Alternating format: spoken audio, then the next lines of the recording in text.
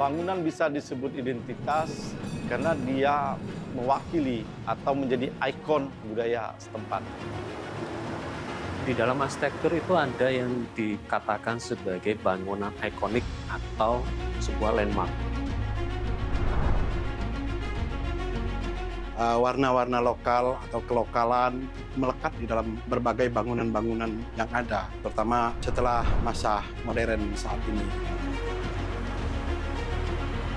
Jadi pada waktu itu memang ada rencana untuk membuat jembatan penghubung, karena itu memang dibutuhkan. Jadi selain daripada melalui kapal atau perahu, tapi juga ada jembatan penghubung.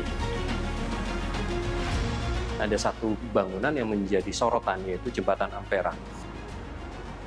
Pada waktu itu jadi modern dan spektakuler, karena tidak ada jembatan. Dan bahkan jembatan ini kan jembatan terpanjang se-Asia Tenggara pada waktu itu.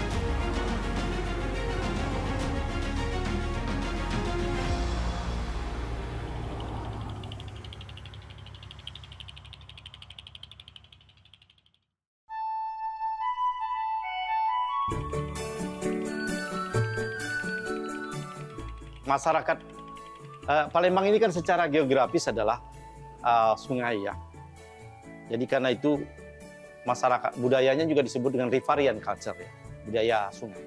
Karena di mana-mana itu memang lalu lintas kita sungai. Bahkan orang menyebutnya Venesia dari timur. Orang pergi dari satu tempat ke tempat lain, masuk lorong-lorong, jalannya sungai. Jadi dulu misalnya kalau dari 16 Ilir mau ke lorong Serengam misalnya di Tanggabuntu. Orang lewat sungai masuk lorong, nanti berhentinya pas di depan tangga rumah.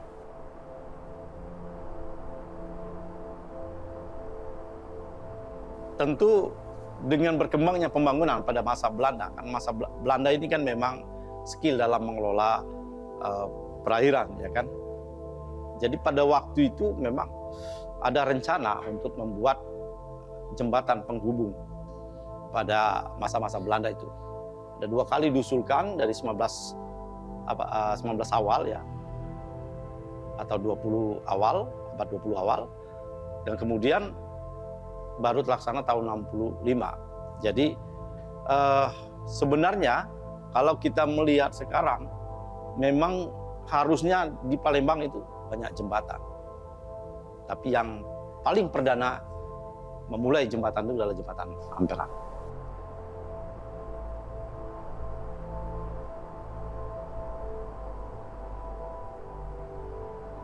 Jadi pada tanggal 20 Januari 1958, Jepang kemudian memberikan dana pampasan perang secara bertahap kepada pemerintah Indonesia.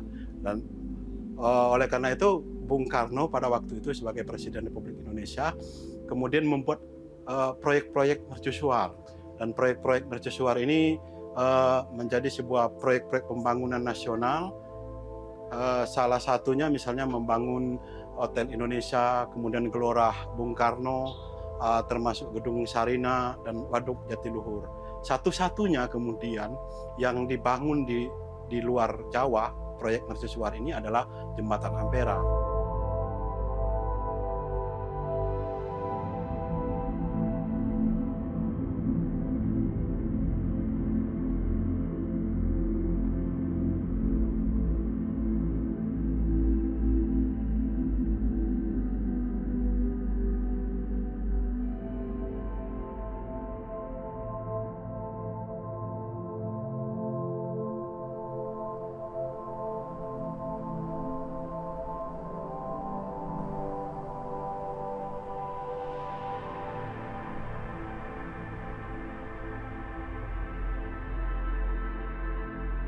Logikanya atau berpikirnya bahwa sebenarnya dana pampasan perang itu tidak pure kita dapat dana, tapi juga teknologi. Jadi di situ contoh di Hotel Indonesia, insinyur-insinyur Jepang menguji bangunan tinggi di daerah gempa.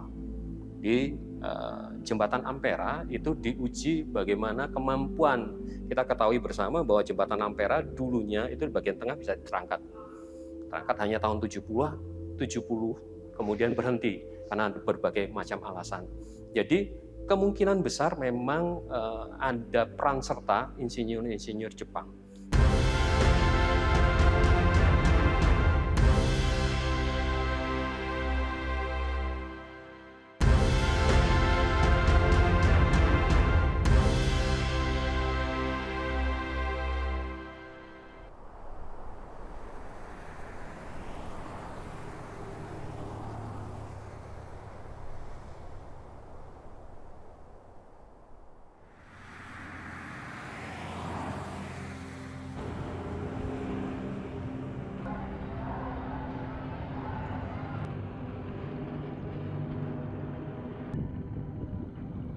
Tahun 1960 itu mulai bergulir untuk membangun jembatan Ampera ini. Kemudian puncaknya pada tanggal 12 Desember 1960 dilakukan tender di Bangkok gitu. Di mana dalam tender ini proyek pembangunan jembatan Musi ini jatuh kepada perusahaan Jepang, PT Fuji Sario, yang kebetulan di Indonesia punya perwakilan.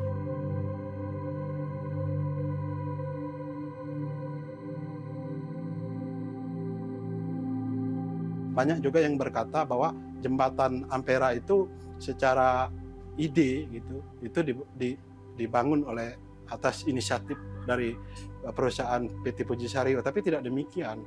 Karena pada waktu presentasi di Bangkok, PT Fuji Sario itu menawarkan jembatan yang sebetulnya bisa mengangkat dengan cara mengangkat pada bagian ujung di ujung barat misalnya, atau seberang ilir, lalu kemudian bentuknya berputar. Nah, Bung Karno kemudian merevisi bangunan jembatan Ampera. Menurut beliau itu tidak terlalu efektif untuk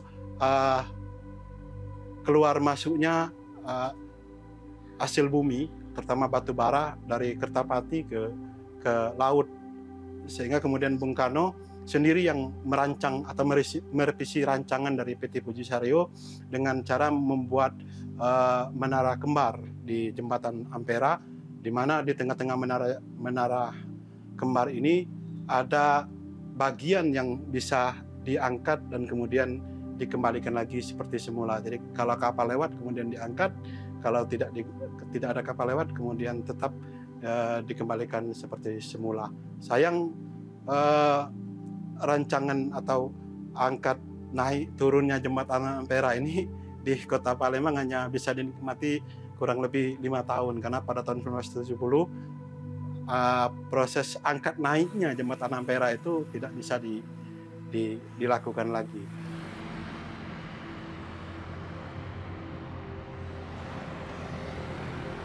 Kemampuan mengangkat bagian tengah jembatan itu tidak banyak.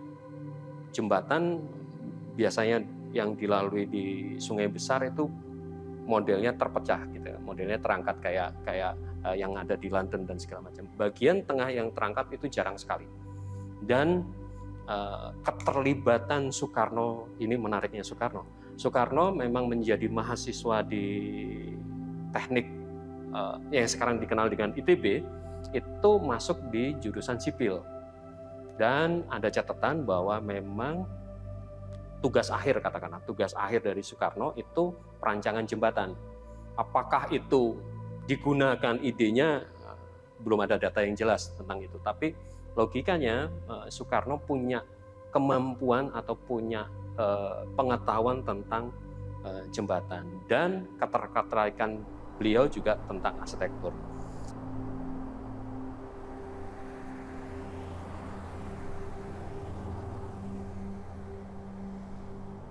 Tahun 1961 Presiden Soekarno membuat semacam panitia, jadi panitia kecil untuk membangun jembatan Ampera, di mana ketuanya pada waktu itu langsung dipegang oleh Bung Karno, ada Insinyur Sutami, dan di Palembang gitu diwakili oleh wali kota pada waktu itu dijabat oleh Bapak Ali Amin, kemudian gubernur pada waktu itu dijabat oleh Pak Bastari. Tetapi di antara kedua itu ada namanya Komando Perang Daerah, karena setelah peristiwa 3 daerah termasuk di Sumatera Selatan itu dibentuknya Dewan Garuda di Sumatera Selatan, kemudian di Palembang dibuat pemerintahan yang bisa berkomunikasi langsung dengan pemerintah pusat, yaitu Komando Perang Daerah atau Paperda di Sumatera Selatan dan Jambi, dan langsung dipegang oleh Kolonel Arun Soar pada waktu itu karena beliau juga adalah Panglima Komando Daerah Militer 2 Sriwijaya pada waktu itu.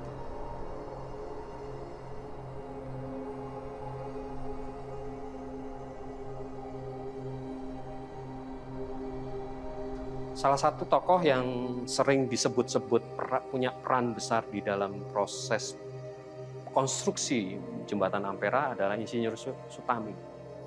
Selalu proyek-proyek besar yang dilakukan oleh atau yang diprakarsa oleh Pak Karno di-handle dan diawasi oleh Insinyur Sutami.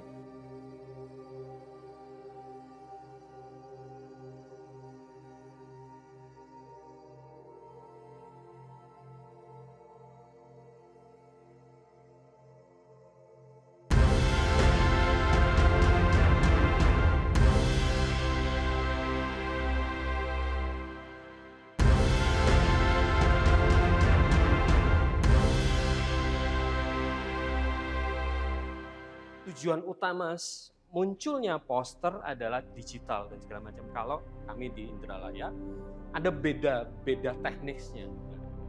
Sehingga kalau kalian lihat tidak data di internet banyak mengatakan panjangnya 1117, lebar 22, dalam rangka bahwa ide dasar dari arsitektur modern atau modernisme adalah jangka panjang. Dia mampu menjawab tantangan untuk yang jangka yang cukup panjang. Sehingga teknologinya memang teknologi beton, teknologi baja sebagai hasil industri untuk mencoba menjawab tantangan jangka yang cukup panjang. Kata 100 tahun, 200 tahun itu kan kata yang tanda kutip untuk mengekspresikan bahwa ini umurnya panjang, bahkan melintas ruang dan waktu gitu kan gitu. Tapi memang pemilihan material beton, pemilihan material baja, kemudian ada beberapa pemilihan material kaca itu sebagai usaha untuk memperpanjang usia, memanfaatkan bahwa bangunan yang mahal, bangunan yang ikonik itu punya waktu hidup, jangka waktu hidup yang cukup panjang. Sehingga memang kalau dilihat secara nominal proses pembangunan mahal sekali. Tapi dengan rentang waktu yang cukup panjang, bangunan-bangunan ini atau karya-karya ini bisa dinikmatin dan bisa digunakan dengan waktu yang panjang. Gitu. Sekaligus menunjukkan bahwa ini loh negara yang maju, negara yang kuat. Gitu. Sehingga negara yang kuat adalah negara yang punya umur yang panjang. Ekspresinya di situ.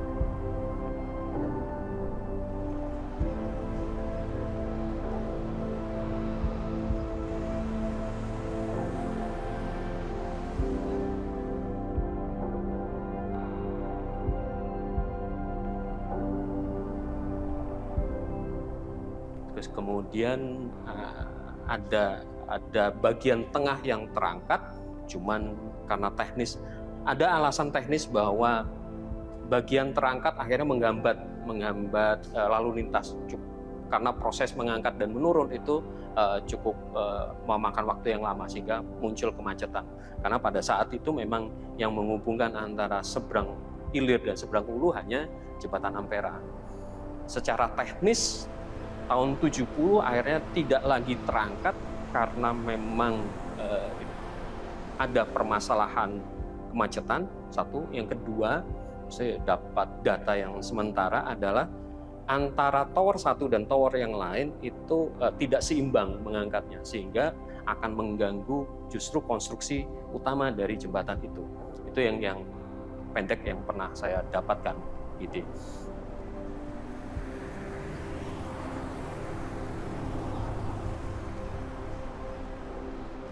Seiring dengan pergantian politik di Indonesia pada waktu itu. Awalnya ketika dibangun awal, itu jembatan Ampera berwarna abu-abu. Tapi kemudian karena di masa Orde Baru, sehingga kemudian jembatan Ampera diganti menjadi jembatan berwarna kuning gitu.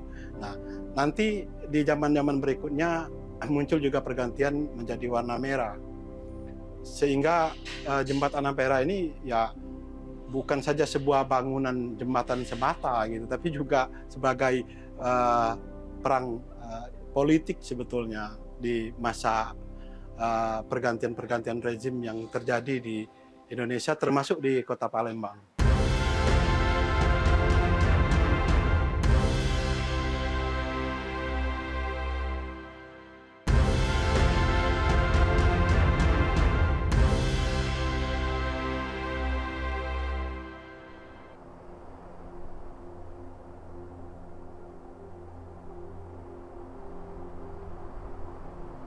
Jembatan Ampera yang kita kenal saat ini sebetulnya mengalami 3 kali pergantian nama. Awalnya ketika mau dibangun, jadi itu disebut sebagai jembatan Musi. Nah, di mana-mana misalnya ketika mau dibangun itu tulisannya jembatan Musi. Nah, tapi kemudian ketika diresmikan, jadi rencananya sebetulnya Presiden Soekarno langsung pada waktu itu di tahun 1965 meresmikan jembatan Ampera yang kita kenal saat ini. Jadi jembatan itu sudah selesai di bulan Agustus 1965. Tetapi kemudian karena ada peristiwa G30 SPKI, Bung Karno memberi instruksi kepada Gubernur Sumatera Selatan yang pada waktu dijabat oleh Gubernur Abu Yazid Bastami untuk langsung meresmikan jembatan Musi. Nah, tetapi jembatan Musi ini pada saat mau diresmikan tanggal 10 November 1965 dirapatkan dulu di antara pemerintah daerah Provinsi Sumatera Selatan, kemudian DPRD Sumatera Selatan, dan di dalam rapat itu disepakati untuk memberi penghormatan kepada Presiden Soekarno. Jembatan ini kemudian diberi nama Jembatan Bung Karno.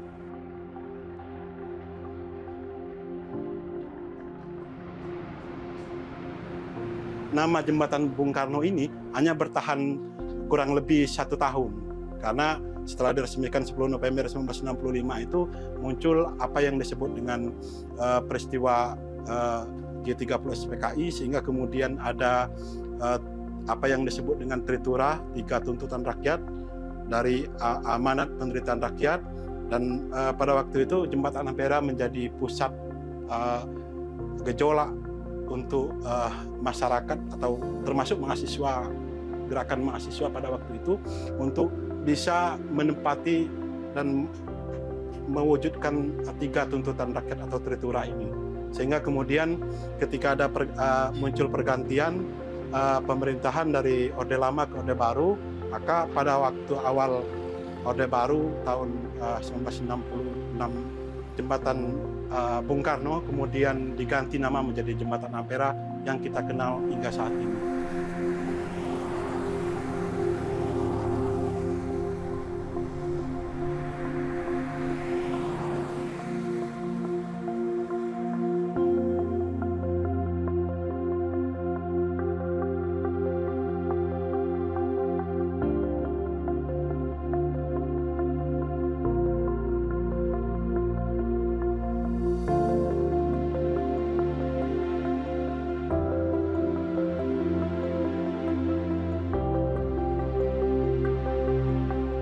Kehadiran jembatan Ampera ini gitu merupakan wajah modernitas awal untuk mewakili Pulau Sumatera, dan menurut saya tidak saja Pulau Sumatera, tapi modernitas ini juga mewakili masyarakat Indonesia secara luas pada waktu itu.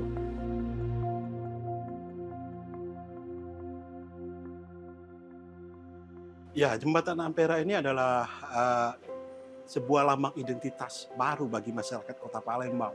Karena identitas yang diberikan jembatan Ampera ini berbeda dari masa sebelumnya, dari masa kolonial. Karena kemudian Palembang ini bisa menyatukan sebuah peradaban yang di Palembang disebut sebagai peradaban seberang ilir, yang dianggap sudah modern pada waktu itu, dan kemudian seberang ulu yang dianggap sebagai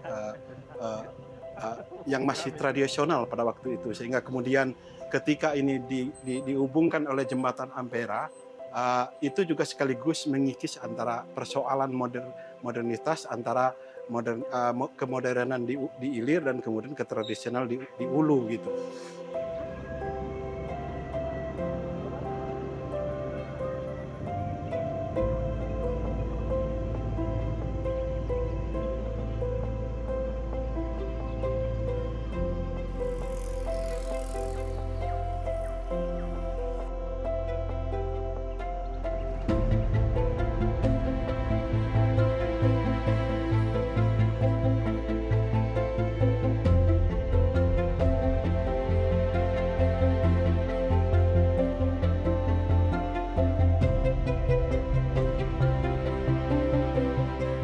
Yeah, let me first introduce myself. My name is Jörg, and I'm from northern Germany.